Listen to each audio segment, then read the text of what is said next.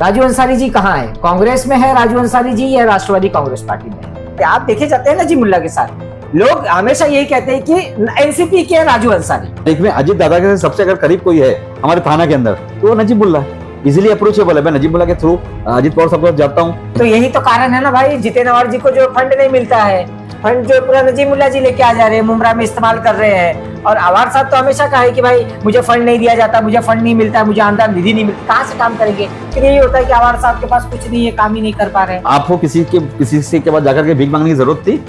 क्योंकि cabinet minister जो होता है उसको फंड की मंजूरी के लिए किसी की जरूरत नहीं है, क्योंकि आपको मुमरा से कभी लगाव नहीं रहा। आपको सिर्फ मुमरा के वोट की जरूरत है। आप कभी मुमरा के अंदर विकास के जो काम है वो करना नहीं चाहते। मुमरा में बनाया गया ना भाई, मुमरा में स्टेडियम बनाया गया, इनके मैनिफेस्टो में था। मुमरा में हॉस्पिटल बनाया गया, मैनिफेस्टो में था। लाइब्रेरी बनाया गया है, मैनिफेस्टो में था। बना रहे ना धीरे धीरे भाई, जितना हो सके उतना कर रहे अवार्ड साहब। आप जाकर के स्टेडियम में जाकर के बोर्ड देख लीजिए। जब जितेंद्र अवार्ड साहब आमदार नहीं थे ना, उससे पहले हमने उस स्टेडियम का काम चालू करवा दिया। 2008 में उसका भूमि पूजन किया।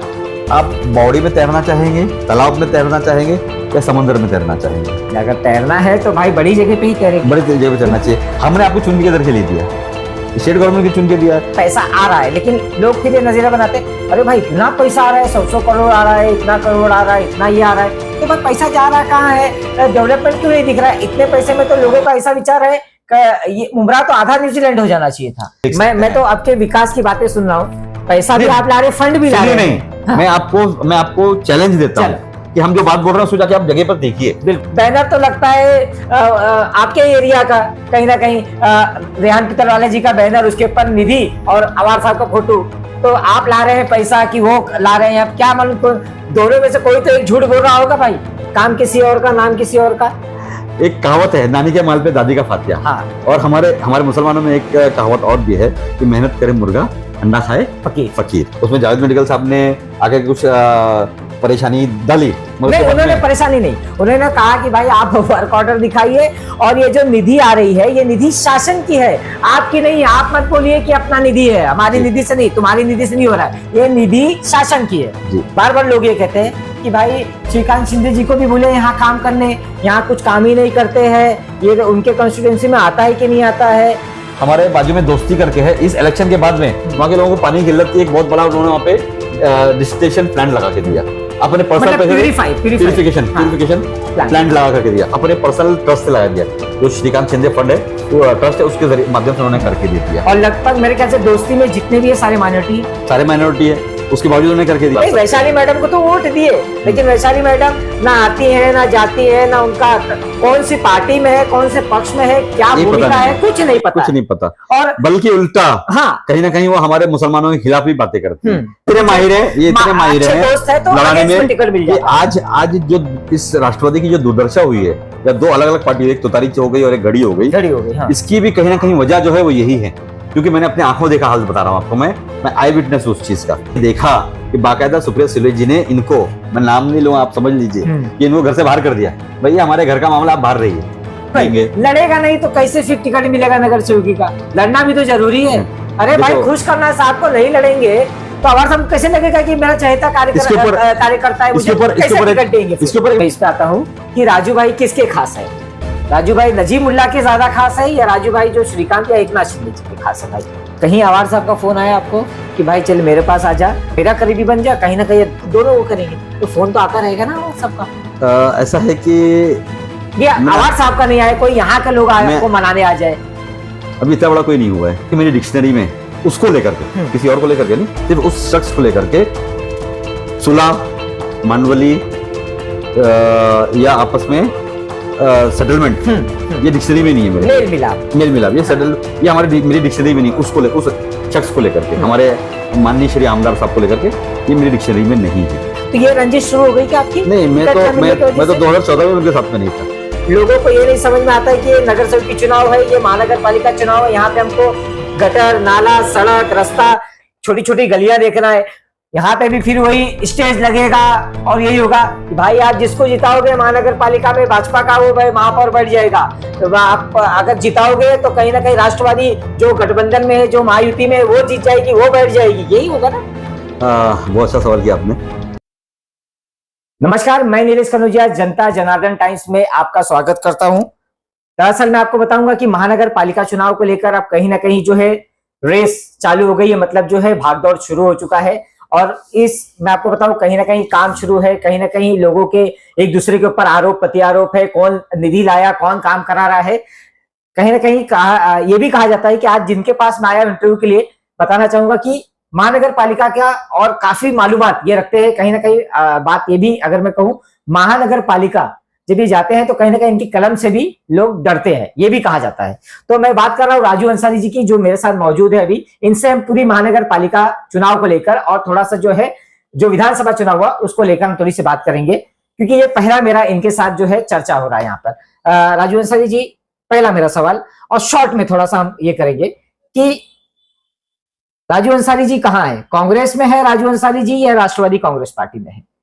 आपने हमेशा कहा है कि मेरी विचारधारा जो कांग्रेस से मिलती है, मैं हमेशा कांग्रेस में रहूंगा, लेकिन कहीं ना कहीं जब आपको देखा जाता है नजीमुल्लाह के साथ तो ये लगता है कि कहीं ना कहीं राजू जी अंसारी जो है टीम नजीमुल्लाह, यानी कि नजीमुल्लाह के साथ में, राष्ट्रवादी कांग्रेस पार्टी में है। अस्सलाम वालेकुम, नमस्ते, सत श्री अकाल। जनता जनार्दन टाइम की तरफ से नीलेश कनौजिया जी, आपका बहुत बहुत मैं स्वागत करता हूं और आपके सवालों का, मैं सारे सवालों का एकदम निष्पक्षता के साथ जवाब देने की मैं कोशिश करूंगा। पहला सवाल आपका यह है कि भाई आप किस पार्टी में हैं? बिल्कुल। तो मैं जब पैदा हुआ था तब भी कांग्रेसी था और आज भी कांग्रेसी हूं, मरते दम तक मैं सिर्फ और सिर्फ कांग्रेसी रहने वाला हूं। मेरे दादा परदादा, मेरे वालिद साहब, मेरे पिताजी सब कांग्रेस में रहे और हमेशा से हमने कांग्रेस का समर्थन किया और कांग्रेस की विचारधारा के ऊपर ही अपनी जिंदगी को गुजारा। तो आपने ये बात तो कहा, लेकिन आप देखे जाते हैं नजीमुल्लाह के साथ ना। आप कांग्रेस के, तो मतलब यहाँ का अगर मैं बात करूं, मुमरा में तो लगभग मेरे ख्याल से कांग्रेस के होंगे भी पदाधिकारी, ऐसा नहीं है, उनके साथ नहीं देखे जाते, आप देखे जाते हैं नजीमुल्लाह के साथ। लोग हमेशा यही कहते हैं कि एनसीपी के राजू अंसारी, तो आप एनसीपी ज्वाइन कर लिए हैं क्या? किसी पार्टी को ज्वाइन करने के लिए आपको उसका प्राइमरी मेंबरशिप भरना पड़ता है। बिल्कुल। मेरा प्राइमरी मेंबरशिप सिर्फ और सिर्फ कांग्रेस का हर साल भरा जाता है। मैं कांग्रेस का प्राइमरी मेंबर हूं। मैंने कभी कांग्रेस के अंदर कोई बहुत बड़ी पोस्ट नहीं ली, मगर मैंने काम किया। मैं एमपीसीसी में काम किया, मैं महाराष्ट्र प्रदेश कांग्रेस कमेटी के अंदर पोस्ट पर रहा, बड़ी पोस्ट पर रहा। मैं यूथ कांग्रेस के अंदर बड़ी पोस्ट पर रहा। मैं पेरेंट बॉडी में बड़ी पोस्ट पर रहा। मैंने 1986 के अंदर एनएसयूआई को ज्वाइन किया था। 1986 में जब मैंने मेरे एग्जाम्स दिए थे 10वीं के, तब मैं एनएसयूआई जो national student union of India है उसके लिए मैं काम किया कर रहा हूं। तो मैं हमेशा से कांग्रेस के साथ में रहा हूं, हमेशा कांग्रेस के साथ में रहूंगा। आपने कहा दिखने की बात, तो मैं एक सिंपल सवाल आपसे करता हूं कि आज आप देख सकते हैं किस तरीके से हमारे जो मुस्लिम आमदार है, जितने भी आमदार हो, असलम शेख हो, रईस शेख हो, अबू हाशिम आजमी साहब हो, अमीन पटेल साहब हो, मुफ्ती इस्माइल साहब हो, अब्दुल सत्तार साहब हो, ये सब भी जब भी इनके वार्ड के अंदर कोई काम करना होता है तो ये अजीत पवार साहब के पास या एकनाथ शिंदे साहब के पास जाते हैं। कभी कभी हो सकता है कि वो देवेंद्र फडणवीस साहब के पास जाते हैं, उनके साथ भी उनके फोटो देखे होंगे। तो जब मेरा मुमरा जिस इलाके के अंदर, जिसने मुझे, मेरी कर्मभूमि है, जिसने मुझे राजनीति में बहुत ख्याति दी है, तो वहां पर जब मैं काम करना चाहूंगा तो काम करने के लिए मुझे फंड की जरूरत पड़ेगी। आज आप देख रहे हैं कि पिछले 20 सालों के अंदर सिर्फ 2014 से लेकर 2019 तक, 2009 से लेकर 2014 तक की कांग्रेस की सरकार रही। उसके बाद से हमेशा से यहाँ पर बीजेपी और शिवसेना की हुकूमत रही है। तो जब उनकी हुकूमत है तो मुझे उनके पास जाना पड़ेगा और उनसे फंड मांगने पड़ेंगे। मगर कभी आपने ये नहीं सुना कि एकनाथ शिंदे साहब ने, अजीत पवार साहब ने ये कहा कि नहीं तो मेरी पार्टी में शामिल हो जाओ। अभी कहीं ना कहीं रईस शेख भी गए थे मेट्रो के प्रोजेक्ट के लिए अजीत दादा से फंड मांगने के लिए। जी, फंड मांगने नहीं गए थे, फंड दूसरी चीज के लिए मांगने गए थे। मेट्रो का असल में प्रॉब्लम ये था कि जो हमारा मेट्रो 5 लाइन जो है, जो थाने टू कल्याण जा रही है, वो भिवंडी होकर के जा रही है। अच्छा। उसमें कालेट टू जो कशीली का जो इलाका है, वहां पे कुछ थोड़ा सा एडजस्टमेंट करना था, कुछ हाँ, कुछ प्लान को चेंज करना था। उस अल्ट्रेशन को करने के लिए वो अजीत दादा के पास गए थे और उनसे कहा था कि इसकी वजह से अगर यहाँ से आप ले जाएंगे तो इतने झोपड़े झुग्गियां तोड़ेंगे और यहाँ से ले जाएंगे तो कम झोपड़े झुग्गियां तोड़ेंगे, तो हमारा भार कम होगा और आसानी से वो काम हो जाएगा, जिसके लिए वो गए थे। मगर मैं आपको आपकी जानकारी लिए बता दूं कि रईस शेख साहब को तकरीबन 350 करोड़ रुपए दिया अजीत पवार साहब ने या एकनाथ शिंदे साहब ने। अबू हाशिम आजमी को 650-700 करोड़ रुपए मिला। अमीन पटेल साहब को 700 करोड़ रुपए मिला। असलम शेख साहब को 1000 करोड़ के आसपास मिला। जितने भी हमारे ये आमदार है, मुसलमान आमदार है, ये जब वहां जाते हैं तो काय के लिए जाते हैं? ये पार्टी में प्रवेश करने ही जाते हैं, अपने इलाके के जो दुविधा है उस दुविधा को दिखाने के लिए जाते हैं, वहां पैसा मांगते हैं। मैं भी उसी के लिए जाता हूं और मुझे ये मालूम है कि आज की तारीख में अजीत दादा के सबसे अगर करीब कोई है हमारे थाना के अंदर तो वो नजीमुल्लाह है, इजिली अप्रोचेबल है। मैं नजीमुल्लाह के थ्रू अजीत पवार साहब के पास जाता हूं और जाकर के बात करता हूं मुमरा कौसा के बारे में और फंड मिलता है और मैं लेकर के आ जाता हूं। नहीं, अजीत दादा पवार के जो है खास तो नजीमुल्लाह है, करीबी भी है, तो यही तो कारण है ना भाई, जितेंद्र जी को जो फंड नहीं मिलता है, फंड जो पूरा नजीमुल्लाह जी लेके आ जा रहे हैं, मुमरा में इस्तेमाल कर रहे हैं। और अवार साहब तो हमेशा कहा है कि भाई मुझे फंड नहीं दिया जाता, मुझे फंड नहीं मिलता, मुझे आमदन निधि नहीं मिलती, कहां से काम करेंगे? फिर यही होता है कि अवार साहब के पास कुछ नहीं है, काम ही नहीं कर पा रहे हैं। अजीत पवार साहब इस महायुति के अंदर कितने साल हुआ हो रहा है ना भाई उनके साथ। वही मैं आपको सवाल का जवाब देता हूं मैं कि आज इस महायुति के अंदर शामिल हुए अजीत पवार साहब को कितने साल हुए? सिर्फ 1 साल। 1 साल इलेक्शन के 1 साल पहले वो शामिल हुए। हाँ। उससे पहले अजीत पवार साहब किधर थे? आप ही की टीम में थे। हाँ। और उसके आघाड़ी में ही थे और उस टीम के भी वो फाइनेंस मिनिस्टर थे।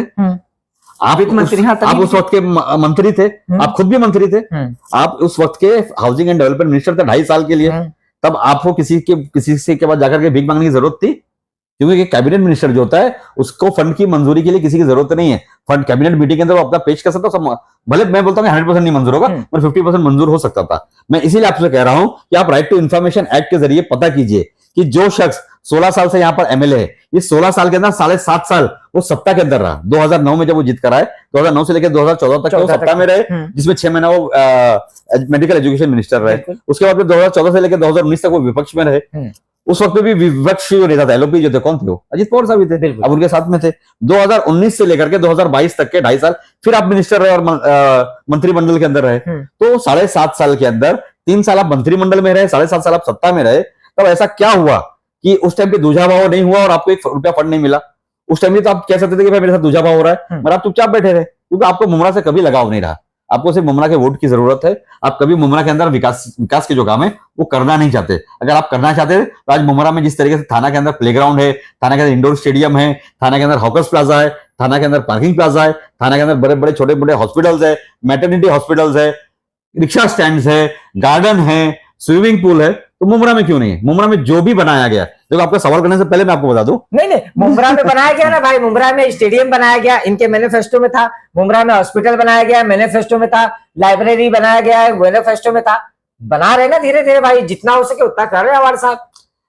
फिर आपको मैं बोलता हूं कि फिर आप राइट टू इन्फॉर्मेशन एक्ट के जरिए निकालिए। आप जाकर के स्टेडियम में जाकर के बोर्ड देख लीजिए। जब जितेंद्र और साहब आमदार नहीं थे ना, उससे पहले हमने उस स्टेडियम का काम चालू करवा दिया। 2008 में उसका भूमि पूजन किया। राजन किने साहब, हमारे महेंद्र कुबलेकर साहब, नईम खान साहब, मेरे वालिद साहब, सुभाष गोयल साहब, हमने मिल करके उसका भूमि पूजन किया और वहां पर वो स्टेडियम का काम चालू किया गया। 37 करोड़ का काम था जिसे दिया गया एसएमसी इंफ्रास्ट्रक्चर को, और उसने उस काम को किया। तब तो आमदार को कोई पता ही नहीं था। तब आमदार हमारे घर पहले ही उसका हो गया। आज हमारा, आप हॉस्पिटल की बात कर रहे हैं, हॉस्पिटल के आप गेट पे जाकर देख लीजिए, बनाया किसने? थाने महानगर पालिका। जगह किसकी? थाने महानगर पालिका। तो फिर इनका नाम कहां से आया? स्थानिक आमदार है ना, नाम आ जाता है, स्थानिक आमदार का हक बनता है ना। ठीक है, अभी मुझे एक बात बताइए कि आप बावड़ी में तैरना चाहेंगे, तालाब में तैरना चाहेंगे, या समुद्र में तैरना चाहेंगे? अगर तैरना है तो भाई बड़ी जगह पे ही तैरेंगे। बड़ी जगह पे तैरना चाहिए। हमने आपको चुन के किधर के लिए दिया? स्टेट गवर्नमेंट के चुन के दिया है। हमने आपको चुन के दिया है कि आप असेंबली में बैठ करके कलवा और मुमरा के मुद्दों को मान करके कलवा और मुमरा के लिए पैसा लाएं और कलवा और मुमरा में विकास करें, डेवलपमेंट करें, इंफ्रास्ट्रक्चर बिल्डअप करें। आज उस आरटीआई के जरिए से जब मैंने मांगनी की तो मुझे पता ये चला कि जितेंद्र अवार्ड साहब 16 साल के वक्फे के अंदर 2009 से लेकर 2025 के बीच में सिर्फ 107 करोड़ रुपए लेकर के आए अभी तक के, 107 करोड़ रुपीज। तो उससे अच्छे तो हम हैं। जब 2022 में 30 मई 2022 को जब कूप हुआ और हमारे एकनाथ शिंदे साहब सीएम बने, हम उनके पास गए। मैं अकेले नहीं गया, मेरे साथ में विष्णु भगत साहब थे और राजन किनी साहब थे। हम तीनों चारों लोग गए वहां पे। फिर बाद में मैंने धीरे धीरे बहुत सारे लोगों को लेके गया। मैं सिराज डोंगरे साहब को वहां लेके गया, मैं जफर नुमानी साहब को लेके गया, मैंने वहां पे शाला आजमी साहब को लेके गया, नेहा नायक मैडम को लेके गया, बहुत सारे नगर सेवक को लेके गया। बोला साहब हमारे मुमरा के लिए पैसा चाहिए। उन्होंने बिना पूछे हमें 125 करोड़ रुपया दिया, उन्होंने और उनके लड़के ने मिल करके। श्रीकांत शिंदे साहब भी वहां के स्थानीय खासदार भी है, तो उन्होंने 125 करोड़ रुपया दिया। अजीत पवार साहब जिनके पास हम गए, हमने मुमरा की दुविधा बताई कि मुमरा में गटर नहीं है, नाले नहीं है, रोड नहीं है, फलाना नहीं है, स्टेडियम नहीं है, स्कूल की दुरुस्ती खराब है। उन्होंने स्कूल के लिए पैसा दिया, लाइब्रेरी के लिए पैसा दिया, कब्रिस्तान के लिए पैसा दिया। आज हम कब्रिस्तान की सर्वे पे गए थे, शायद आपने देखा होगा। बिल्कुल। हमारे को स्टेडियम के लिए पैसा दिया, हमारे को हॉस्पिटल के लिए पैसा दिया, हमें मैटरनिटी के पैसे दिया, हमारे नाले के लिए पैसे दिए, हमारे रस्तों के लिए पैसे दिए, यूटीडब्ल्यू के लिए पैसे दिए। तो हम जब ला सकते हैं, हम तो कुछ भी नहीं है। नगर सेवक बहुत छोटा होता है, 40 नगर सेवकों के ऊपर एक आमदार बैठता है, 40 नगर सेवकों के ऊपर एक आमदार बैठता है। तो हम तो बहुत छोटे हैं, तो हम पैसा ला सकते हैं। तो तुम तो इतने बड़े पद पर थे, 3 साल मिनिस्टर, 7.5 साल सत्ता में, 7.5 साल विपक्ष के अंदर और आमदार, अब बड़े मार्जिन से जीतने वाले, 96,000 के मार्जिन से आप जीते।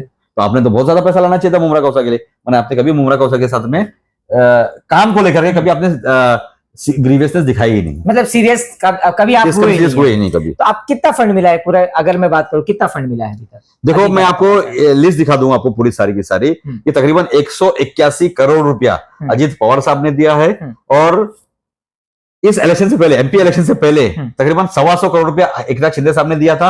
अब इलेक्शन के बाद में, अभी मैं आपको एक बहुत बड़ी बात बोलता हूं आपको मैं, कि हमारे मुमरा से लेके कौसा तक के हमारे को एक ही एंट्री एंड एग्जिट पॉइंट है। इस एंट्री एंड एग्जिट पॉइंट के ऊपर जो हमारा मेन रोड है, जो नेशनल हाईवे नंबर 3 है, मुंबई पुणे रोड है, सॉरी 17 है, NH17 है ये।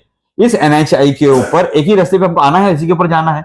हमने श्रीकांत शिंदे साहब से बात कही कि आप हमारे जो NHI के मिनिस्टर हैं नितिन गडकरी साहब, उनसे बात कीजिए। तो उन्होंने बोला कि परिवहन मंत्री से बात कीजिए। उन्होंने कहा कि हमें आप अपना प्रपोजल लेकर के आइए, आपका प्रस्ताव लेकर के आइए। हमने प्रस्ताव बनाया 370 करोड़ रुपए का, जिसको लेकर के श्रीकांत जी शिंदे साहब नितिन गडकरी साहब के सामने बैठे और बैठ करके उसको मंजूर करवा के लिया। उसका फिजिबिलिटी रिपोर्ट हो गई, डीपीआर बनाना चालू है। मैं समझता हूँ डीपीआर महीने 2 महीने में बनकर के रेडी हो जाएगा महानगर पालिका के जरिए से। उसको हम पेश करेंगे और मुमरा से लेकर के वाई जंक्शन तक हम एलिवेटेड रोड बनवा रहे हैं, जिसकी हमने मांगनी की और श्रीकांत शिंदे साहब ने उसके ऊपर मेहनत की है। हमारे को कोस्टल रोड की जरूरत है। आज पूरे कल्याण से, टिटवाला से होते हुए, डोंबिवली से होते हुए पल्ले गांव तक के कोस्टल रोड बन गया। आप गायमुख देखेंगे, रेती बंदर से लेकर के गायमुख होते हुए, फाउंटेन होटल होते हुए विरार तक कोस्टल रोड का काम चालू है। मुंबई के अंदर बहुत बड़े कोस्टल रोड का काम चालू है, जो नरीमन पॉइंट से लेकर के विरार तक के जा रहा है। तो क्या हमारे मुमरा का कोस्टल रोड की जरूरत नहीं थी? हमारा स्कोप है, हमने उसकी मांगनी की, उसकी भी उन्होंने मंजूरी दी हमारे को कि नहीं ठीक है, इसकी फिजिबिलिटी रिपोर्ट करो, हम बजट देते हैं। ये नितिन गडकरी साहब ने कहा श्रीकांत शिंदे साहब को कि हम करेंगे।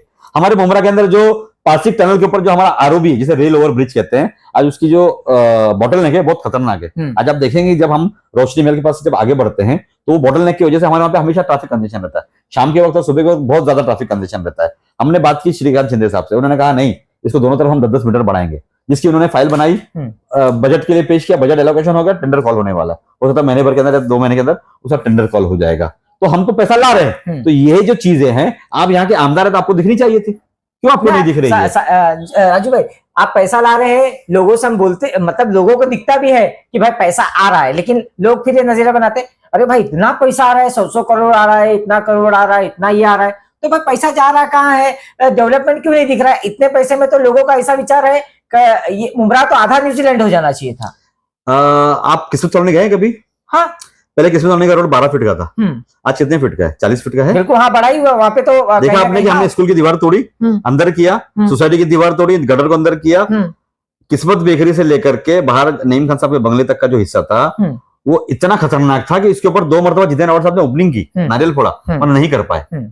हमने करके दिखाया ना। बिल्कुल, हमने श्रीकांत शिंदे साहब के बजट से 1 करोड़ 28 लाख रुपए की फाइल में हमने उस रोड को चौड़ा करके दिखाया।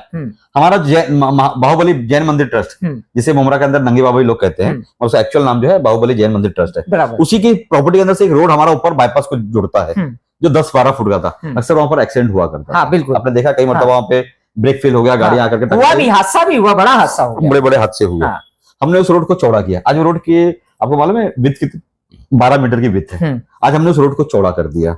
आप जाएंगे देखेंगे कि हमारे किस्मत कॉलोनी के शादी महल रोड के अंदर हमारे पास एक नाला था, जो मेन रोड के ऊपर कौसर बाग है, कौसर बाग के पीछे से वो नाला होते हुए पीछे खाड़ी तक के जा रहा था, जिसके लिए वहां के स्थानिक नगर सेवक जफर नवानी साहब ने कई मरतबा मांगनियां की, पर कभी वो मिला नहीं उनको। हमने उसके लिए पैसा दिया, श्रीकांत शिंदे साहब ने, वो काम चालू है।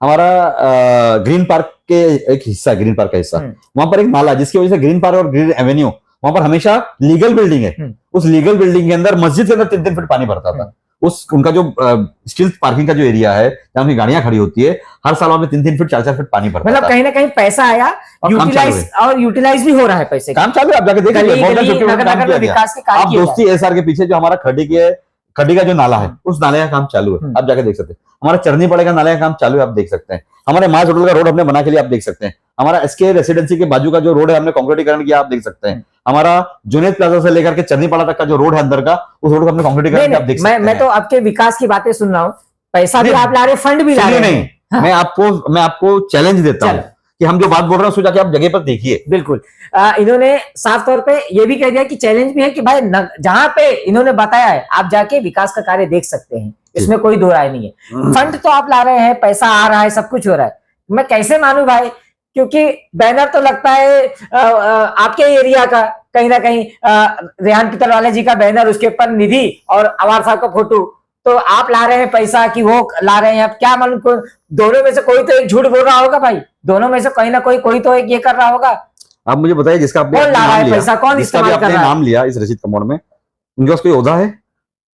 नहीं, वो तो अभी समाज सेवक के तौर पे। उनके घर में किसी के पास ओहदा है?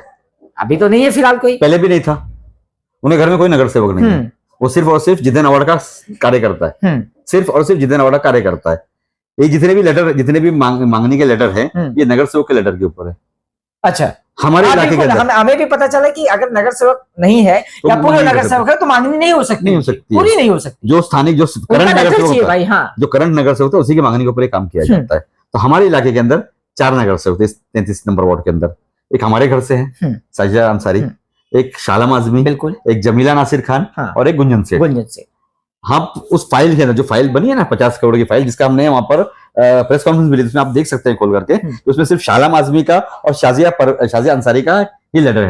उसी तरीके से आप कहीं पर भी जाए, हफीजा नाइक का या जफर नुमानी का लेटर है, कहीं पर आपके विशु भगत का, राजन कीनी का लेटर है, कहीं पर अनिता कीनी का या रूपाली गोटे का लेटर है, या मोरेश्वर कीनी का लेटर है। तो जो हमारे नगर सेवक हमारे साथ में हैं, उन लोगों का लेटर लगा करके हमने उनसे मांगनी की। हमने पहले उनसे पूछा कि आपके इलाके में किस चीज की जरूरत है, उन्होंने कहा इस चीज की जरूरत है। उसकी जिम्मेदारी नजीब मुल्ला साहब ने मुझे ही दी थी, या उससे पहले श्रीकांत शिंदे साहब ने मेरे और राजन कीनी साहब को ही दिया था। तो हमने वो फंड लाया। मतलब ये मैं बोलूं इसको थोड़ा सा शॉर्ट में, काम किसी और का, नाम किसी और का। एक कहावत है, नानी के माल पे दादी का फातिया। हाँ। और हमारे मुसलमानों में एक कहावत और भी है कि मेहनत करे मुर्गा, अंडा खाए फकीर। हाँ। तो उसी तरीके से ये बेशर्म लोग हैं।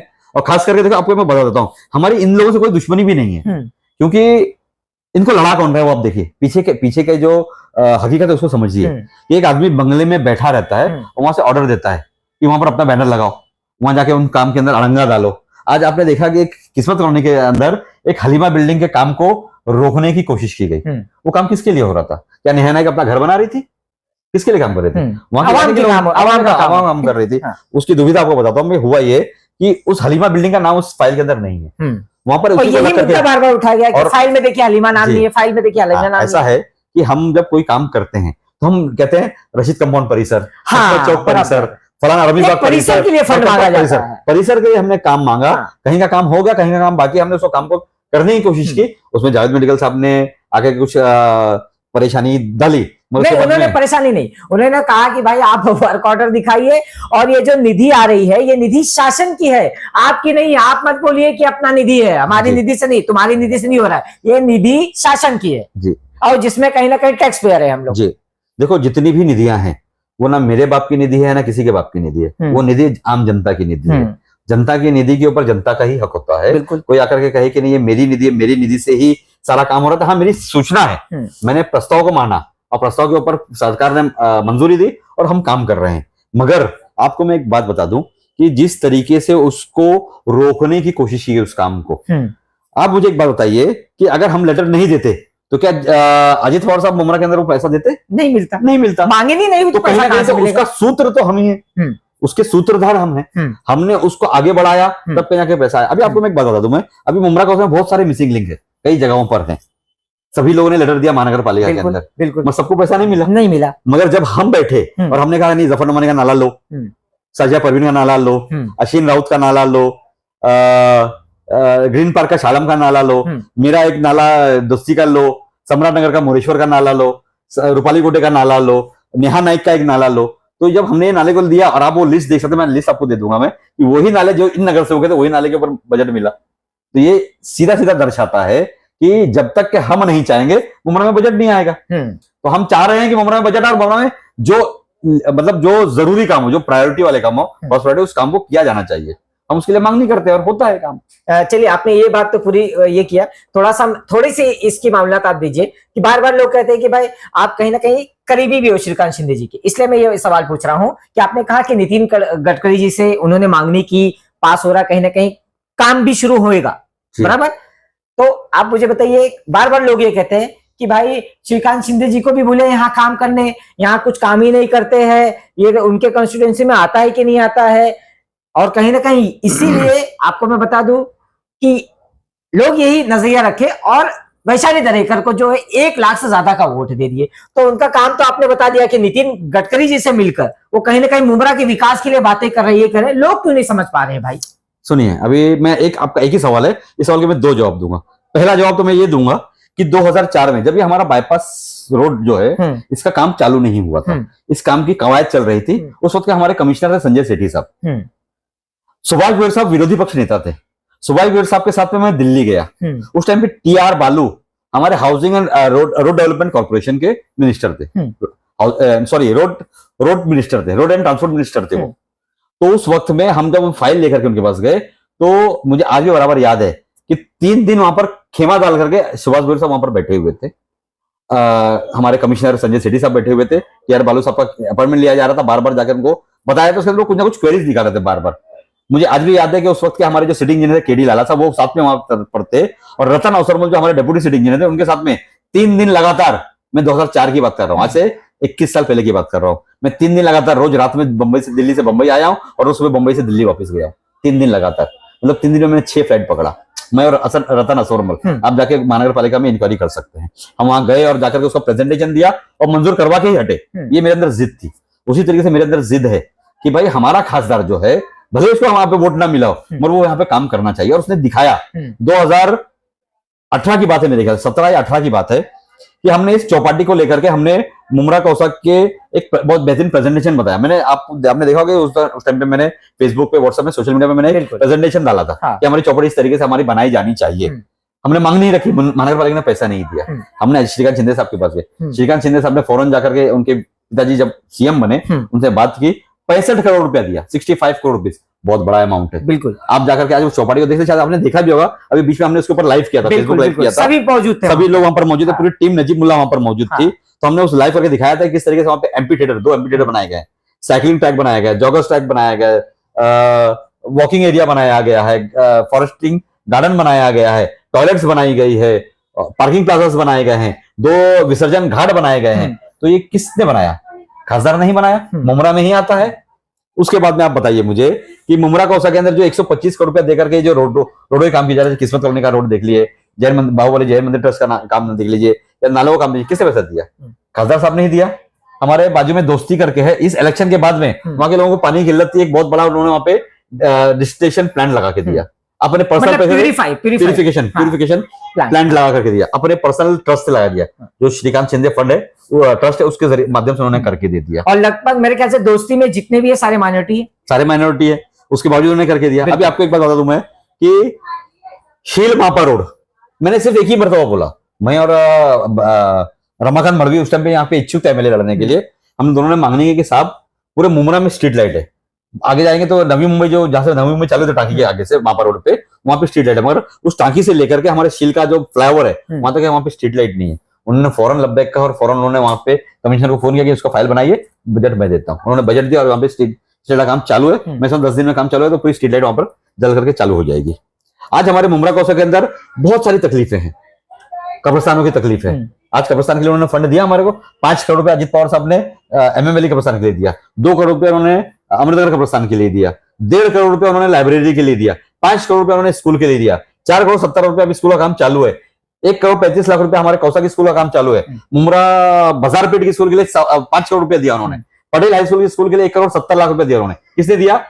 श्रीकांत शिंदे साहब ने दिया। जाके देखिए काम चालू है। नहीं, कहीं ना कहीं मतलब आपका बोलने का मतलब है काम भी कर रहे हैं, लेकिन जो एक नजरिया फैला दिया गया है भाजपा भाजपा भाजपा, इसलिए कहीं ना कहीं जो है लोग उसी के अंदर उलझे पड़े हैं। देखो ऐसा है कि उन्हें मालूम है कि बहुत आसानी से हम लोगों को सेकुलरिज्म के नाम के ऊपर, जात के नाम पे वर्गला सकते हैं। वैशाली मैडम को तो वोट दिए, लेकिन वैशाली मैडम ना आती है ना जाती है, ना उनका कौन सी पार्टी में है, कौन से पक्ष में है, क्या भूमिका है, कुछ नहीं पता। और बल्कि उल्टा कहीं ना कहीं वो हमारे मुसलमानों के खिलाफ भी बातें करती है। जैसे आपने देखा होगा कि जब मलंगगढ़ पर वो गई, हाजी मलंग और मंजनगढ़ का जो इश्यू चल रहा है, तो उन्हें वहां पर एक न्यूट्रल रहना चाहिए था। बिल्कुल, जबकि वहां पर एकनाथ शिंदे साहब वहां पर मलंगगढ़ के लिए वो प्रस्ताव ला रहे हैं, जो भी वहां पे लड़ाई लड़ना है वो लड़ रहे हैं। तो तू तो सेकुलरिज्म की तरफ से लड़ रही थी, तो तुम्हारा काम क्या था? तुमको वोट तो यहाँ का मिला, तो मुसलमानों का मिला सबसे ज्यादा, तो फिर तुम्हारे को मुसलमानों की तरफ से बोलना चाहिए कि ठीक है भाई, मलंगगढ़ भी रहे और हाजी मलंग भी रहे, दोनों की तरफ से बात करनी चाहिए। मैंने आपने मलंगगढ़ का प्रस्ताव रखा, हाजी मलंग यहाँ पे कोई दरगाह नहीं है, इसको तोड़ दिया जाना चाहिए, ऐसा कर देना चाहिए, जगह जगह पर जितनी भी रास्ते के ऊपर दरगाह है उनको हटा देना चाहिए, उसके ऊपर बात करती हैं। आप कहती हैं कि उत्तर प्रदेश के भैया जो लोग हैं वो हमारे महाराष्ट्र में नहीं आना चाहिए, यहाँ नहीं रहना चाहिए। उत्तर भारतीयों के ऊपर जुम्बिली के अंदर वो मोर्चा निकालती हैं, बड़ा मोर्चा निकलती है, इलेक्शन के बाद की बात कर रहा हूँ मैं, फिर भी हम उनको वोट दे रहे हैं, उनको अच्छा मान रहे हैं। हमारे मुमरा कौसा के अंदर जितेंद्र अवार्ड साहब, जिनको पिछले 16 साल के अंदर 4 मरतबा हमने वोट दिया, पहली मरतबा 15,000 वोट से जीते, 15,500 वोट से, दूसरी मरतबा 47,000 वोट से जीते, तीसरी मरतबा 78,000 वोट से जीते, अभी 96,000 वोट से। तो उनका ग्राफ तो हमेशा बढ़ता गया। तो लोगों के दिमाग में क्या आ रहा है, नहीं यार लोग इनको पसंद कर रहे हैं इसके लिए दे रहे हैं। हकीकत क्या मालूम, आपको मालूम है कि लोग ये कहते हैं कि भाई सेक्युलरिज्म के नाम पे बीजेपी को हराने के लिए हम इनको वोट दे रहे हैं, हम इन्हें पसंद नहीं करते मगर बीजेपी के नाम पे हम इनको वोट दे रहे हैं। अरे मैं मुमरा के लोगों से कहना चाहता हूँ कि थोड़ा सा अपने अंदर सियासी शऊर पैदा कीजिए, पॉलिटिकल मैच्योरिटी पैदा कीजिए और ये तय कीजिए कि हमारे लिए क्या अच्छा है। आज हम सेक्युलरिज्म का गाना बजा करके हमारा पेट नहीं भर सकते, हमारे रास्ते नहीं बना सकते, हमारे ब्रिजेस नहीं बना सकते, हमारी पानी की लाइन नहीं आ सकती। आज मुमरा की पानी की किल्लत क्या मालूम है आपको? आज पूरे मुमरा कौसा में इतनी बड़ी बड़ी टाउनशिप बन रही है। आप देखिए 25-25 एकड़ की और 10-10 एकड़ की और 15-15 एकड़ की बड़ी बड़ी टाउनशिप है, जिसके अंदर एक टाउनशिप के अंदर 2-2 हजार फ्लैट है, 4-4 हजार फ्लैट है। जब ये रहने को आ जाएंगे तो पानी की किल्लत होगी या नहीं होगी? होगी, बिल्कुल होगी। इसका एक छोटा सा आपको मैं उदाहरण देता हूं मैं कि 2009 में कल्याण ग्रामीण का भी एक हिस्सा बना जिसमें दीवा आता है और हमारा मुमरा भी एक नया कॉन्स्टिट्यूंसी बनी 149 की। दोनों कॉन्स्टिट्यूंसी के अंदर दोनों जगह आमदार बने। उस 149 के अंदर 16 साल में एक ही आमदार रहा हमेशा, जितेंद्र अवार्ड। और कल्याण ग्रामीण के अंदर 3 सालों के अंदर 4 सालों में 4 अलग अलग आमदार रहे। सबसे पहले रमेश रतन पाटिल साहब जीते, फिर सुभाष गोयल साहब जीते, फिर राजीव पाटिल साहब जीते, अभी राजेश पुरे साहब जीते। 4 अलग अलग आमदार। उसके बावजूद वहां पे 2009 में 9 एमएलडी पानी आता दीवा को। अच्छी नहीं बढ़ गया, कितना बड़ा है? 41.5 एमएलडी, बराबर 400 गुना ज्यादा बड़ा, बिल्कुल 41.5 एमएलडी पानी वहां पर आ रहा है। आज मुमरा कौशल में जब जितेंद्र अवार्ड साहब आए थे तो 45 एमएलडी पानी आ रहा था, आज 51 एमएलडी पानी आ रहा है। कितना परसेंट बढ़ा? 1.5%। कहीं 400% बढ़ रहा है, कहीं 1.5% बढ़ रहा है। 5-6 एमएलडी पानी बढ़ा, 45 एमएलडी का 51 एमएलडी हो गया। तो ये लोगों ने समझना चाहिए कि भाई हमारा जो आमदार है वो काम क्यों नहीं कर पा रहा है, सत्ता में रहते हुए, मंत्री पद पे रहते हुए, विपक्ष में रहते हुए काम क्यों नहीं कर पा रहा है। आज वो एक ही बात बोलते हैं, नहीं मुझे मेरे साथ दुर्व्यवहार किया जा रहा है, मुझे फंड नहीं दिया जाता है। और जब फंड आता है, जब हम काम करने लगते हैं तो उनके कार्यकर्ता आकर के बोर्ड लगाते हैं कि भाई ये हमारे माध्यम से हो रहा है। तो ये जो दो मुंह की बातें हैं, दो बोलते हैं ना सांप के दो मुंह होते हैं, तो ये दो मुंह की बातें की जा रही हैं। इसको थोड़ा सा उन्होंने डिफाइन करना चाहिए। या तो आप ये कहें कि भाई ये फंड मैंने लाया, या तो ये कहें कि मुझे फंड नहीं मिल रहा है। अब दोनों चीज कहते हैं, मुझे फंड भी नहीं मिल रहा है, आप ये कहते हैं नहीं ये मेरे माध्यम से काम हो रहा है। तो अगर ऐसा ही है तो फिर आप खड़े रह काम करवाइए ना। आप क्यों अपने कार्यकर्ताओं को लड़ने भिड़ने के लिए बेचते हैं? क्योंकि वो हमारे दोस्त है, हमारे दुश्मन नहीं है। इस शहर में रहने वाला हर रहवासी को किसी भी पार्टी में रहने दो, वो बीजेपी में हो, शिवसेना में हो, कांग्रेस में हो, राष्ट्रवादी में हो या शिवसेना में हो, वो हमारा भाई है। किसी भी जात का और किसी भी धर्म का वो हमारा भाई है। क्योंकि हम इस देश के अंदर, इस शहर के अंदर हम रह रहे हैं, तो हम पड़ोसी आपस के। और हम जब भी हमको दुख दर्द होगा, नीलेश कनौजिया, जब आपके अंदर कभी दर्द होगा तो सबसे पहले आपका पड़ोसी भाग कर आएगा आपके लिए, ना कि थाना से कोई भाग करके आने वाला है। तो हम आपस में क्यों लड़े? और वो लड़ाने की कोशिश करता है। आज आप देखें कि पूरे मुमरा के अंदर हर आमदार को, ये आपने बात कही कि वो लड़ाने की कोशिश करता है, तो ये हमेशा आरोप उनके ऊपर लगता है कि भाई लड़ाने में काफी वो है, कहीं ना कहीं अगेंस्ट में, अगर फैमिली भी हो, अरे इतने माहिर है, ये इतने माहिर है दोस्त है तो लड़ाने में टिकट मिल जाए। आज जो इस राष्ट्रवादी की जो दुर्दशा हुई है, या दो अलग अलग पार्टी, एक तुतारी हो गई और एक घड़ी हो गई, हाँ। इसकी भी कहीं ना कहीं वजह जो है वो यही है। क्योंकि मैंने अपने आंखों देखा हाल बता रहा हूं आपको, मैं आई विटनेस उस चीज का। जब 2019 में 3 घंटे के लिए जब हमारे अजित पवार साहब डिप्टी सीएम की शपथ लिए थे देवेंद्र फडणवीस साहब के साथ में, तो उसके बाद में रात भर उनको बनाया गया और फिर दूसरे दिन वो सिल्वर ओक पे शरद पवार साहब के बंगले पर आए थे। तब मैं भी नजीमुल्लाह साहब के साथ में उनके साथ में था, वहीं पर मैं भी गया था वहां पे। तो मैंने ये देखा कि बाकायदा सुप्रिया सुले जी ने इनको, मैं नाम नहीं लूंगा, आप समझ लीजिए, कि इनको घर से बाहर कर दिया। भैया हमारे घर का मामला, आप बाहर रहिए। तो बड़ी बात, बड़ा खुलासा आपने किया, बड़ा खुलासा कर रहा हूं। बाप, इतना बड़ा वो, मतलब आज पार्टी अलग हो गई। आज जो सुप्रिया सुले और अजित पवार साहब जो दरार है, शरद पवार साहब और अजित दादा के अंदर जो दरार है, उसकी बहुत बड़ी वजह यही शख्स है। इतना बड़ा काम हो गया। अरे आप उतनी दूर क्यों जा रहे हैं? आप मुमरा में देखिए ना, मोरेश्वर कीने साहब, राजन कीने साहब, बिल्कुल दोनों के बीच में दरार डालने की कोशिश की गई। मेरे घर में मेरे भाइयों को फोड़ने की कोशिश की, उनको लालच दिया गया, नगर सेवक तो तुम हो, राजू में तो कुछ भी नहीं है, तो आप मेरे साथ में आ जाओ। तो उन्होंने क्या बोला मालूम है मेरे भाइयों ने, कि ऐसे 100 नगर सेवक पद को हम लोग राज्य पे उतार करके फेंक देंगे, आप हमको खरीदने की कोशिश मत करो, हमको खरीद नहीं पाओगे, आप बिक जाओगे पर हमको खरीद नहीं पाओगे। ये मेरे भाइयों का अल्फाज था उनके सामने।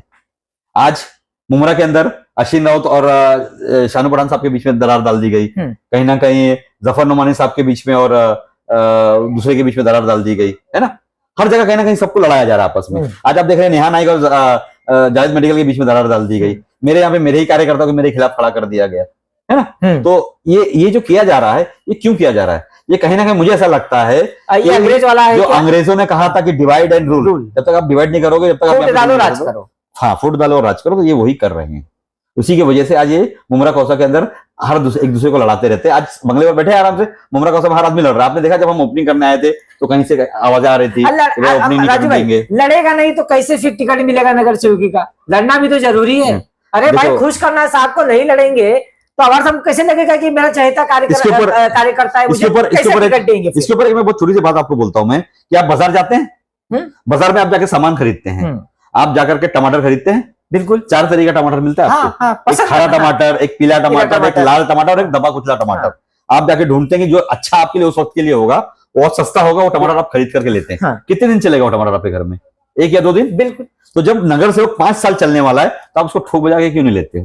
आप देखिए कि आपका जो नगर सेवक का इलेक्शन लड़ने जब आपके पास आएगा तो वो चमचागिरी करने में माहिर है कि वो महानगर पालिकाओं के रूल्स एंड रेगुलेशन के अंदर माहिर है। थोड़ा सा मैं इसके अंदर अगर मैं बात करूं तो थोड़ा सा ऐड करूं मिनट्स को लेकर, कि देखिए कि मिनट्स मतलब उनका मिनट्स निकालिए महानगर पालिका में कि कितने हमारे मुद्दों को लेकर उन्होंने महासभा में। जरूरी नहीं है कि आप जीते हुए नगर सेवक को वोट दें। कभी ऐसा होता है कि फ्रेशर भी आपके पास आएगा, बिल्कुल, तब आपको क्या करना हो।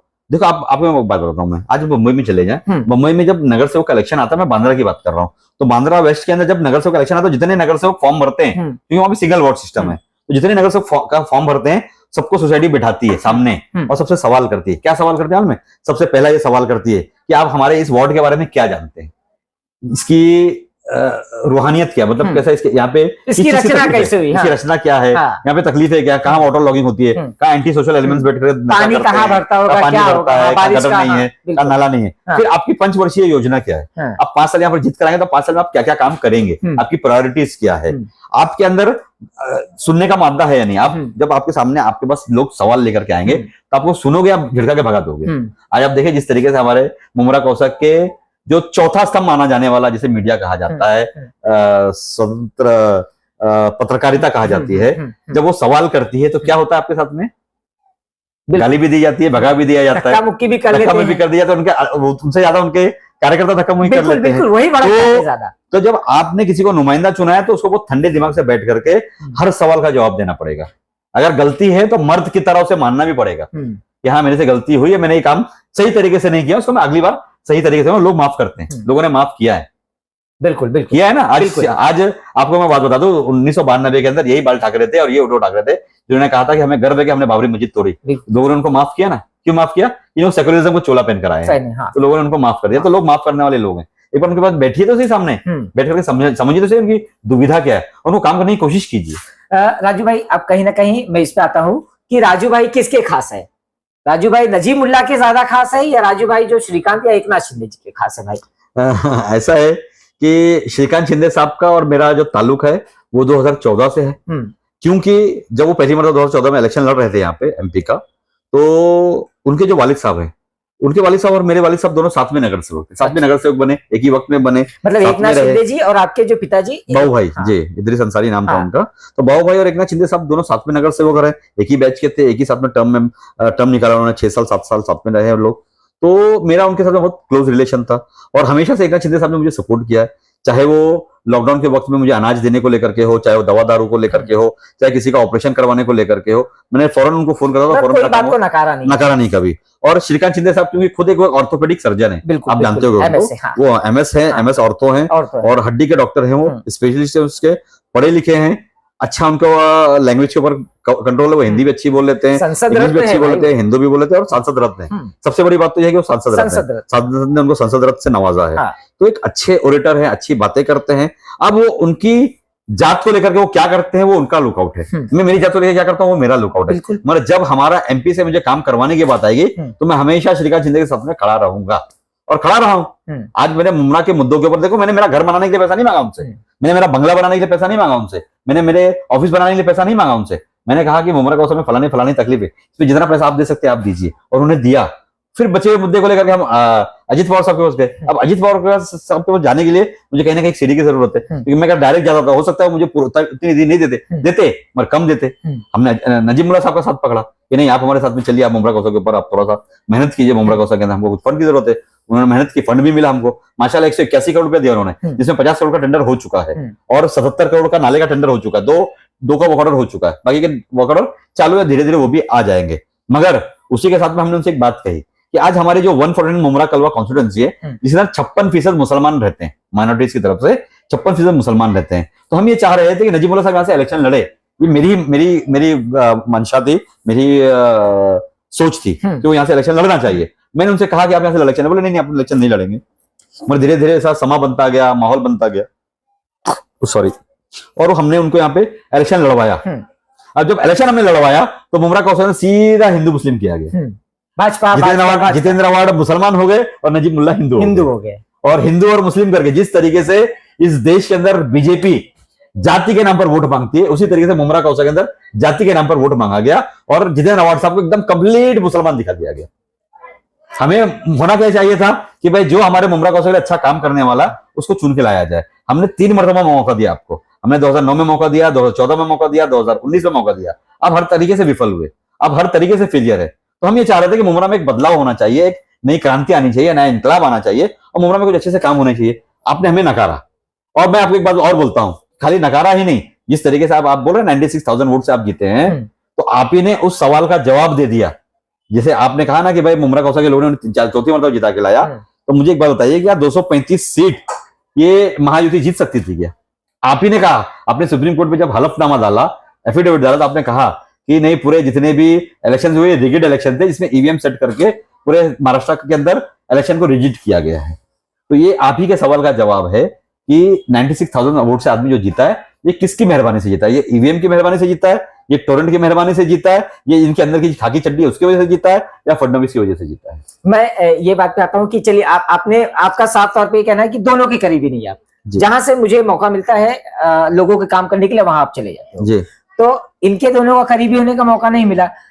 कहीं अवार्ड साहब का फोन आया आपको कि भाई चल मेरे पास आ जा, आपको मालूमात ज्यादा है महानगर पालिका का, आपको हर एक चीज मालूम है, तो मेरे पास आ जा। क्या जाता है कहाँ पे, मैं हूँ, मेरे पास आ जा, मेरा करीबी बन जा, कहीं ना कहीं दोनों वो करेंगे। तो फोन तो आता रहेगा ना अवार्ड साहब का? ऐसा है कि ये अवार्ड साहब का नहीं आया, कोई यहाँ के लोग आए आपको मनाने आ जाए। अभी इतना बड़ा कोई नहीं हुआ है क्योंकि मुझे ये लोग में से कोई फोन कर देवे। और रही बात हमारे इलाके के माननीय श्री जितेंद्र अवार्ड साहब की, तो मैं समझता हूँ कि वो अच्छी भली भांति जानता है कि मैं किस मिट्टी का बना हूं।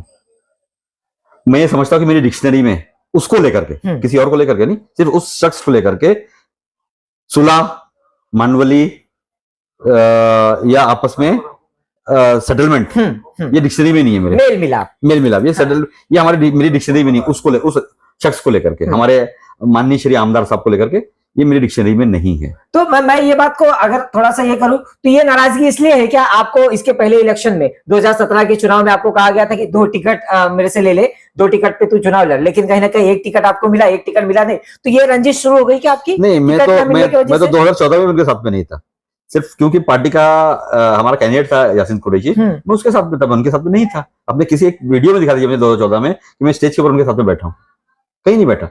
पूरे 2014 के आप यूट्यूब के ऊपर आप सारे स्टेज प्रोग्राम देख सकते हैं कि मैं एक भी स्टेज के अंदर उनके साथ में नहीं बैठा स्टेज के ऊपर, क्योंकि हमारा कैंडिडेट था यासीन कुरैशी, हमारे कांग्रेस का कैंडिडेट था। तो मैं उसको सपोर्ट करूंगा कि दूसरे को सपोर्ट करूंगा? क्योंकि मैं कांग्रेसी, तो मैंने यासीन कुरैशी साहब को सपोर्ट किया, तो मैं कभी उसको सपोर्ट करूंगा नहीं। आखिरी सवाल मेरा यही रहेगा कि विधानसभा चुनाव तो आपने देखा, ये मुझे नहीं लगता कि अभी जो चुनाव आएगा नगर सेवक का, महानगर पालिका का, उसके अंदर भी कहीं ना कहीं फिर से वही लोगों को विकास कार्य नहीं बताया जाएगा। लोगों को ये नहीं समझ में आता है कि ये नगर सेवक की चुनाव है, ये महानगर पालिका चुनाव है, यहाँ पे हमको गटर, नाला, सड़क, रास्ता, छोटी छोटी गलियां देखना है। यहाँ पे भी फिर वही स्टेज लगेगा और यही होगा कि भाई आप जिसको जिताओगे महानगर पालिका में भाजपा का, वो भाई महापौर बैठ जाएगा। आप अगर जिताओगे तो कहीं ना कहीं राष्ट्रवादी जो गठबंधन में है, जो महायुति में, वो जीत जाएगी, वो बैठ जाएगी, यही होगा ना? बहुत अच्छा सवाल किया आपने। 2014 में जब बीजेपी और शिवसेना की सरकार बनी, तो उस सरकार के बनने के वक्त में उद्धव ठाकरे साहब ने एक बात कही थी कि अगर आप हमें 2.5 साल के लिए अगर सीएम दोगे तो ही हम आपके साथ में सत्ता में सहभागी होंगे, वरना हम नहीं होंगे। उसके दूसरे ही दिन शरद पवार साहब ने ऑफिशियली बाहर से समर्थन दिया था बीजेपी को। दिया था या नहीं दिया था? बिल्कुल दिया था। ऑफिशियल है क्या, मैं झूठ बोल रहा हूँ? अरे वो तो मैं आपको थोड़ा सा इस पे, अगर आपने इसकी में नागालैंड में सरकार भी बनवाया गया है, नागालैंड के अंदर राष्ट्रपति के 7 आमदारों के साथ में भाजपा को सपोर्ट देकर के सरकार बनाई गई है। तो आप ये कैसे कह सकते हैं कि जीतने के बाद कौन कहाँ जा सकता है? अभी भी एक पैर पर खड़े हैं हमारे पास आने के लिए। अभी भी मैं आपको बोलता हूं कि मैं जब देवगिरी पर जाता हूँ, देवगिरी मालूम है आपको, अजित पवार साहब के बंगले का नाम है देवगिरी। उस देवगिरी के बंगले पर जब मैं जाता हूं तो मैं अक्सर देखता हूं कि इनके 5-6 आमदार और 5-6 खासदार हमेशा वहीं पड़े रहते हैं। दादा मला हे दिया, दादा मला ते दिया, है ना। तो क्या ये उनको नहीं मालूम है? आज मैं आपको बोलता हूं कि आज अगर अजीत दादा हाँ बोल देना तो फौरन इनके पार्टी का मर्जर हो जाएगा, सब इनके पास आ जाएंगे। तो मतलब कहीं ना कहीं अगर मैं इसको कहूं तो ये पब्लिक के साथ धोखा है, धोखा हो रहा है, एकदम क्लियरली धोखा है। कि आप सेकुलरिज्म के नाम पे वोट मांगते हो और बाद में आप किसके गोद में आगे बैठते हो, सबको मालूम है। आज आप देख रहे हो कहीं मरतबा अजित इसके देवेंद्र फडणवीस साहब के कान के अंदर बातें करते हैं, एकनाथ शिंदे साहब के घर पे आके लेट करके नमस्कार करते हैं, पैर पकड़ करके। और वही एकनाथ शिंदे जी कहीं ना कहीं एक दफा गुस्ताखे रसूल भी हो गए थे। गुस्ताखे रसूल भी थे। जब इलेक्शन आता है, उनके खुद के एमएलए इलेक्शन, उन्होंने कहा कि नहीं तो गुस्ताखे रसूल है। अब वही गुस्ताखे रसूल के पास आप घर में जा करके, पूरी फैमिली, अकेले भी नहीं, बेटी को लेके, दामाद को लेके, बीवी को लेकर के, अपने भांजे को लेकर के घर के अंदर जाते हैं और जाकर के लंबा नमस्कार करते हैं। कौन क्या बोलते हैं उसको? साष्टांग नमस्कार करते हैं। तो ये क्या है? क्या लोग बेवकूफ है? लोगों को नहीं मालूम है कि मुमरा कौसा के अंदर आप किस तरीके से चोला पहनते हैं और बाहर जाके किस तरीके से चोला पहनते हैं? सबको मालूम है। और सबको ये भी मालूम है कि आपके अंदर की चड्डी जो है वो खाकी है। तो जैसे कि मेरे साथ बात करने के लिए समाज सेवक राजू अंसारी, एक चीज और बोलना भूल गया आपको मैं इलेक्शन के ताल्लुक से, कि आज 4 सितंबर को हमारे सारे वार्डों की रचना करके स्टेट इलेक्शन कमीशन ने मांगा है। पूरे महाराष्ट्र के अंदर 29 महानगर पालिका है, जिसमें से 27 महानगर पालिकाओं का इलेक्शन होना है। मुंबई छोड़ के, मुंबई को सिंगल वोट दिया गया है, बाकी 26 महानगर पालिकाओं का 4 का पैनल का वार्ड की रचना होने जा रही है। मतलब थाने महानगर पालिका, पिंपरी चिंचवड, भिवंडी, निजामपुर, केडीएमसी, मीरा भाईंदर, नवी मुंबई, अमरावती, मालेगांव, नागपुर, गोंडिया, ऐसे सब मिलाकर के 27 महानगर पालिका है। इन 27 महानगर पालिकाओं के अंदर 4 का पैनल से इलेक्शन होने वाला है। इस इलेक्शन के अंदर इसको 3 इसमें विभाजन किया गया है, class 1, class 2 and class 3, class A, class B and class 3। Class A के अंदर आने वाली जो बॉडीज है, जो 8,000 करोड़ के ऊपर की बॉडीज है, जैसे बॉम्बे है, मुंबई है, बृहन मुंबई महानगर पालिका, या हमारी पिंपरी चिंचवड़ है, या नागपुर है, वो क्लास ए में आती है। उनका इलेक्शन पहले किया जाएगा। उम्मीद है कि अक्टूबर के एंड में या नवंबर के स्टार्टिंग में उनके इलेक्शन हो जाएंगे। फिर क्लास 2 के जो इलेक्शन है, जैसे हमारी थाने महानगर पालिका आती है, नवी मुंबई आती है, इनका सेकंड फेज के अंदर किया जाएगा, जो जनवरी फरवरी में इलेक्शन हो सकता है। और थर्ड फेज का इलेक्शन जो है वो अप्रैल मई के अंदर इलेक्शन हो सकते हैं। तो ये तीनों इलेक्शन होने वाले हैं। अब मैं आपको एक बात बता दूं, इसके अंदर बहुत सारी अलग अलग चीजें हो रही हैं। पहली तो एक चीज है कि सुप्रीम कोर्ट ने ऑर्डर ये दिया है कि 2011 का जो सेंसस हुआ था, जो जनगणना थी, उसी के हिसाब से इलेक्शन किया जाए तो बहुत ज्यादा चेंजेस नहीं होंगे। 10% का उन्होंने छूट दी है कि 10% आप वार्ड की रचना को इधर उधर कर सकते हैं, तो वो किया जाएगा। उस तरीके से नए वार्ड बनाए जाएंगे और नए वार्ड के अंदर वो इलेक्शन किया जाएगा।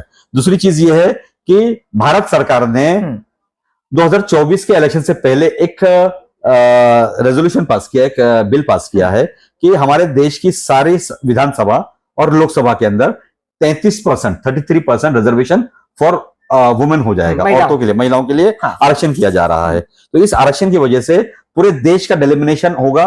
पूरे देश के अंदर 2027 के अंदर सारे वार्ड को वापिस से नया रचना दी जाएगी, नया उनका डेलिमिनेशन होगा।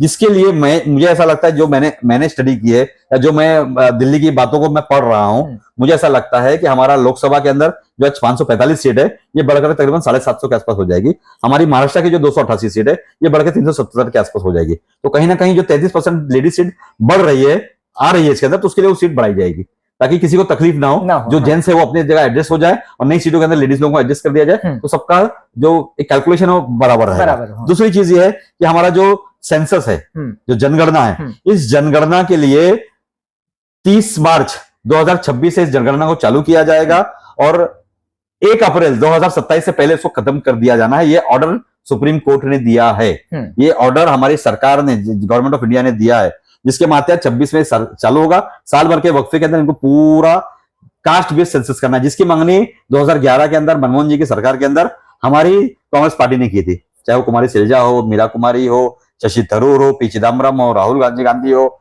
ज्योतिरादित्य सिंधिया हो, सचिन पायलट हो, जो पढ़े लिखे जो इंटेलेक्चुअल्स है, इनकी मांगनी थी कि हमारे देश के अंदर जाति न्याय जब जनगणना होगी तो हमें एग्जैक्ट पता चलेगा कि इस जात के अंदर कौन सा वर्ण किस स्थान के ऊपर और किधर पर है। तो सबको लेकर के उस तरीके से आरक्षण किया जाए, उस तरीके से सबको साथ में लेके, जैसे कहते हैं ना सर्वधर्म संभव, अनेकता में एकता को लेते हुए हम सबको बराबरी पर लाने की कोशिश कर रहे हैं। जो हमारे भीमराव बाबा साहब अम्बेडकर का एक सपना था कि इस देश के अंदर हर वर्ण का आदमी है वो बराबर होना चाहिए, कोई ऊंचा और कोई नीचा नहीं होना चाहिए। तो जैसे कि इन्होंने एक लास्ट में एक अच्छी बात जो जानकारी इन्होंने दी है चुनाव को लेकर, और काफी गहरी वो बात थी, और गवर्नमेंट ऑफ इंडिया का जो जीआर निकला है उसके ऊपर इन्होंने पूरे जो है ये राजनीतिक तौर पे उसको सिखाया है, बताया है इन्होंने। तो जैसे कि मैं आपको बताऊं कि अभी मेरे साथ जो है राजू अंसारी जी थे बात करने के लिए। खास तौर पे अगर मैं बात करूं चुनाव को लेकर, महानगर पालिका विधानसभा चुनाव को लेकर, एक बड़ी बात उन्होंने ये बताई कि जो दरार आई है, चाहे वो अजित पवार की हो, शरद पवार की हो, जो एक पार्टी दो पार्टी में विभाजन हो गया, उसका कहीं ना कहीं कारण जो है उन्होंने इशारे में बता दिया है। लोग को भी समझ में आ जाएगा भाई वो कौन है, कि किसको घर से बाहर निकाला गया था। और खासतौर पे जो है महानगर पालिका चुनाव को लेकर उन्होंने खासतौर पे ये बताया है कि जब कोई वोट मांगने आएगा आपके घर पे वो, तो देखिए भाई कि वो कौन है, क्या करता है। जैसे कि उन्होंने एक एग्जाम्पल बांद्रा का दिया था कि बिठा के आप पूछिए उनसे कि क्या जानते हो मेरे वार्ड के बारे में, किस तरीके से हमारे जो अगर पानी ज्यादा हो जाता है, हमेशा मुमरा के अंदर ये होता है कि पानी के अंदर मुमरा पानी के अंदर है, या पानी के अंदर मुमरा है, या मुमरा के अंदर पानी है, इस तरीके से बात चलती है, काफी ये होता है। तो आप देखिए कि मतलब उसके पास क्या नियोजन है इसका, इस तरीके से उसको हर एक जानकारी लीजिए। ये ना देखे कि भाई वो साहब का चमचा है, वो कहीं ना कहीं पैरवी करके टिकट लेने की कोशिश कर रहा है। ये पूरी जानकारी को लेकर उससे बात कीजिए और अंत में फैसला आपको लेना होगा। तो मैं नीलेश कनुजी आपके सामने फिर हाजिर रहूंगा। देखते रहे हमारा चैनल जनता जनार्दन टाइम्स। धन्यवाद।